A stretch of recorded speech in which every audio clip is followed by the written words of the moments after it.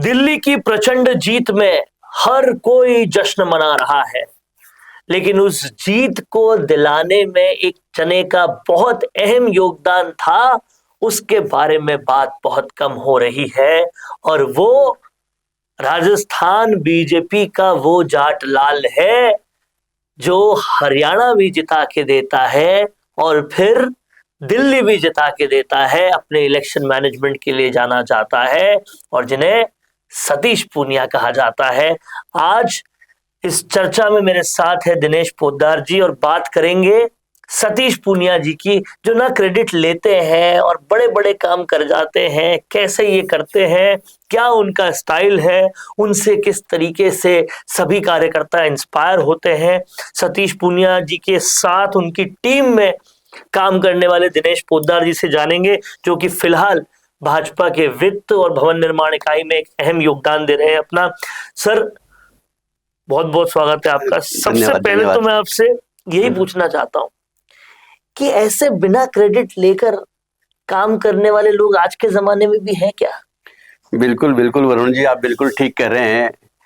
जिनका नाम ले रहे हैं माननीय सतीश जी साहब का, वो हमारे परम आदरणीय है। मैंने उनकी टीम में काफ़ी वर्ष तक काम किया है और उनका जो सादगी भरा जीवन था, ऐसे बहुत कम व्यक्ति होते हैं जिनका बिल्कुल सहज और सादगीपूर्ण जीवन होता है, और भाई साहब उनमें से एक हैं।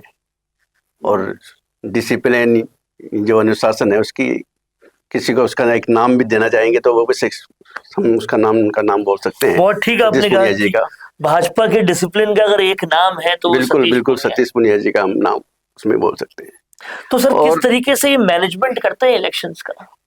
देखिए, पूनिया मतलब सतीश पूनिया एक ऐसे शब्द है, ऐसा व्यक्ति है, ऐसा व्यक्तित्व है, राजस्थान की धरती का लाल ही मानिए आप, कि ऐसे व्यक्ति जिनको हम जाट नेता भी कह सकते हैं, लेकिन उनका जो हमने व्यक्तित्व देखा, जीवन देखा, किसी एक जाति के साथ नहीं, वो संपूर्ण राजस्थान को एक साथ एक जगह पर होकर देखने वाले व्यक्ति हैं, और ऐसे व्यक्ति बहुत कम मिलते हैं। देखिए आप, हरियाणा का जो चुनाव, जब उसकी चर्चाएं चल रही थी, माननीय सतीश जी को वहाँ का प्रभारी बनाया और ऐसा लग रहा था कि भाई 10 साल तक हरियाणा में रहा जाए अपना, और एंटी इनकम्बेंसी है और है वहाँ, तो बिल्कुल स्थिति ऐसी है, भाजपा की स्थिति जनमानस में ऐसे लग रहा था।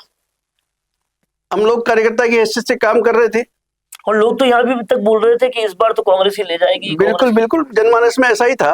लोगों को ऐसी धारणाएं बन चुकी थी कि ऐसा नहीं लगता कि भाई भाजपा रिपीट आ जाएगी।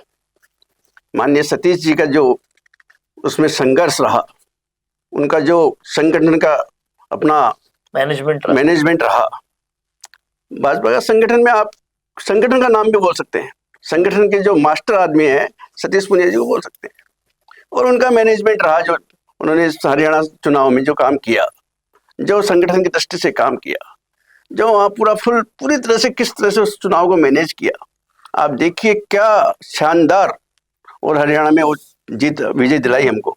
यहाँ पर दिनेश जी, मैं आपसे एक और सवाल पूछना चाहता हूँ कि जब वो उनको रिलीव किया गया प्रदेशाध्यक्ष पद से, तो बहुत सारे लोग बहुत सारे तरह की बिल्कुल बातों से वो हतोत्साहित। बिल्कुल, देखो सतीश पूनिया जी ऐसे व्यक्ति हैं, वो जीवन में सिर्फ काम करने के लिए, संगठन का काम करना, जो बहुत उनका तो जीवन देखे तो स्टार्टिंग पे जब कॉलेज लाइफ से निकले थे, और जब से संगठन के लिए पूरा अपना सब कुछ न्यौछावर कर दिया उन्होंने। और ऐसे व्यक्ति क्या है, ठीक है, पद है, प्रदेश अध्यक्ष बनना और काम करना और नहीं बनना, उससे क्या फर्क पड़ रहा है। उनको प्रदेश अध्यक्ष बनाया, उन्होंने अपने जिम्मेदारी का पूरा निर्वहन किया। लेकिन भड़काने वालों ने भड़काया तो बहुत कि भाजपा ने जाट के साथ बुरा कर दिया। बिल्कुल देखो, ये उनके मन में कभी नहीं रहा, उनके मन में आज तक नहीं आया ऐसा बात कभी भाई मुझे हटाया गया। हटाने की तो कोई बात नहीं है, ये तो परंपरा है, संगठन की परंपरा है। हर पूरे 3 साल कोई पट्टा थोड़ी लिखा के लाए हैं प्रदेश से, तो हर 3 साल में प्रदेश अध्यक्ष नया बनना है, चुनाव करना है, बाद उनको कुछ बड़ा ही मिला। हाँ, और बाद में देखिए ना आप, उनके मन में उनको तो काम करना था ना, उनको पता था पार्टी ने कोई सोच के किया होगा, कहीं ना कहीं बड़ी जिम्मेदारी दी, कहीं ना कहीं कुछ ना कुछ देंगे, तो ऐसा कुछ आज किसी व्यक्ति में काबिलियत है तो उसको मिलेगा, अपने आप मिल जाएगा।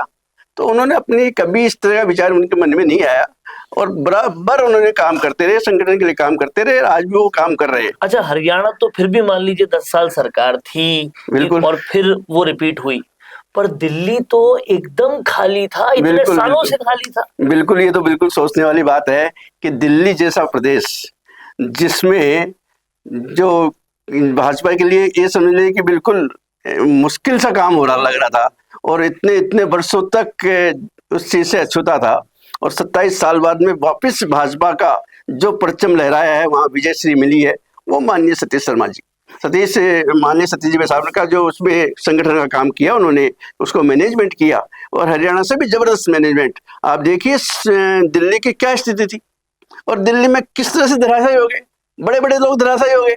जब आप जैसी पार्टी अपने आप को इतना मजबूत मान रही थी, और उसके खुद माननीय आपके बड़े बड़े नेता सारे धराशायी हो गए, मतलब कौन बचा? एक कोई दो भी चार नहीं। नेता को छोड़ दो, बाकी सारे मनीष आपके सिसोदिया गए, अरविंद केजरीवाल बिल्कुल गए, सब लोग, सौरभ सबके सब राठौड़ गए। सब गए।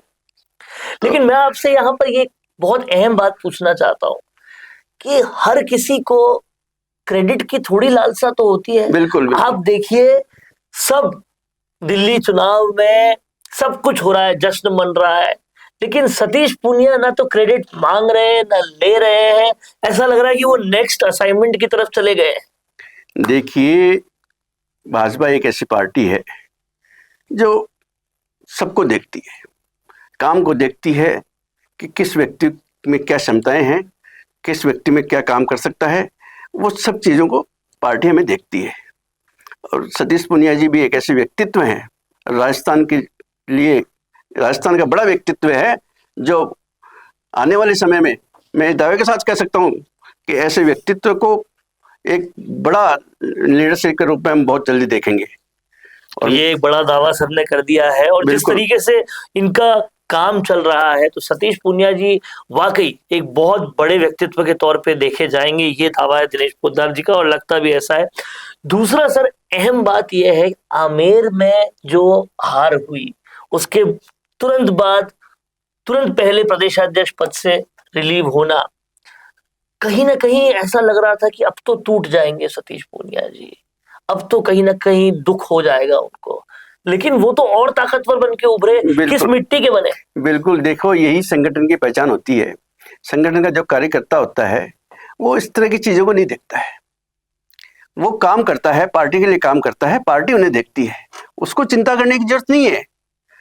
संगठन में ऐसे व्यक्ति के लिए बहुत स्थान होते हैं, उनको काम करना है, संगठन की जो भी उनको जिम्मेदारी मिलेगी वो काम करेंगे, और ये उनको पता है भाई जिम्मेदारी मुझे जो भी जिम्मेदारी देगी संगठन में उसका निर्वहन करूंगा, और वो अपना निर्वहन कर रहे हैं। और ये तो भाजपा ने बार बार दिखा दिया, पहले भजन लाल जी को सीएम बनाकर, फिर मोहन यादव जी को सीएम बनाकर, फिर रेखा गुप्ता जी को सीएम बनाकर, कि भाजपा में पूरी तरह से आंतरिक डेमोक्रेसी है, और जो कार्यकर्ता काम कर रहा है उसे अपने आप फल मिलेगा, वो मांगे ना मांगे मिल जाएगा।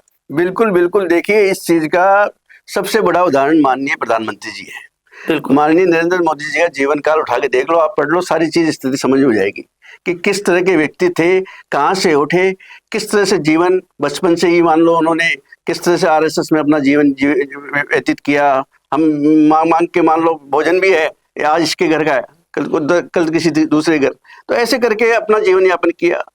चाय पत्रकारों के लिए चाय मान लो पिलाई करी, तो इस तरह से उनका जीवन देखो ना, कैसे कैसे संघर्ष में जीवन गया, पूरा गांव ढाणे घूमते रहे, डोलते रहे, आप सब कार्यकर्ताओं, तो ऐसे करके धीरे धीरे धीरे प्रधानमंत्री जी का जीवन निखार आया उनमें। तो इस तरह से आदमी का, कार्यकर्ता का निखार आता है, और निखार आके कार्यकर्ताओं के लिए तो ये सब मिसालें हैं। बिल्कुल मिसाल है, हमारे लिए मिसाल है। मान लीजिए सतीश पूनिया जी भी हमारे लिए मिसाल ही है, राजस्थान के लिए तो एक बहुत बड़ी मिसाल है। ऐसे व्यक्ति, ऐसे व्यक्तित्व जो पूरे देश में, आज हरियाणा हो चाहे दिल्ली हो चाहे राजस्थान हो, उनको सब जानते हैं, सब उनकी इस मिसाल के ऊपर हम कायल हैं, ये मान लीजिए। तो ये जो वीडियो है दोस्तों, ये वीडियो बहुत सारे जवाब देता है। सबसे पहला तो जो लोग ये पूछते हैं कि भाजपा के कार्यकर्ता इतने डेडिकेटेड कैसे हैं, वो कैसे सब काम छोड़कर घर घर जाकर भाजपा के लिए वोट मांगते हैं, उसका जवाब ये वीडियो देता है।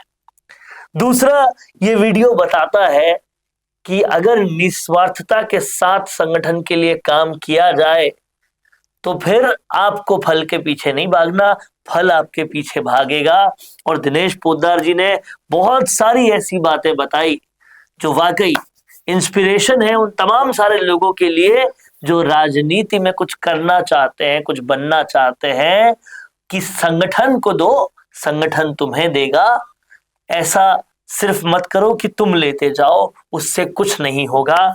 और कहीं ना कहीं ये इंटरव्यू बहुत सारी बातें कहता है। सर बहुत शुक्रिया आज इतनी सारी इंसाइट्स देने के लिए। बिल्कुल बिल्कुल, धन्यवाद। चाहे गुर्जर समाज हो या फिर मीणा समाज, जाट हो या फिर राजपूत समाज, या फिर हो राजस्थान का कोई भी समाज, अब राजस्थान संवाद लाया है इन सभी समाजों से जुड़े हुए वो फैक्ट्स और वो जानकारियां जो आपके जनरल नॉलेज को भी बढ़ाएगा और आपके कंपटीशन एग्जाम्स में भी काम आएगा, क्योंकि इन वीडियोस में होंगी सामाजिक, ऐतिहासिक और रोचक फैक्ट्स और जानकारियां।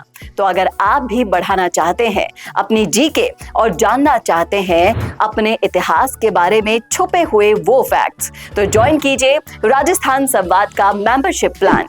ज्यादा जानकारी के लिए डिस्क्रिप्शन में विजिट कीजिए और दिए गए नंबर पर कॉल कीजिए।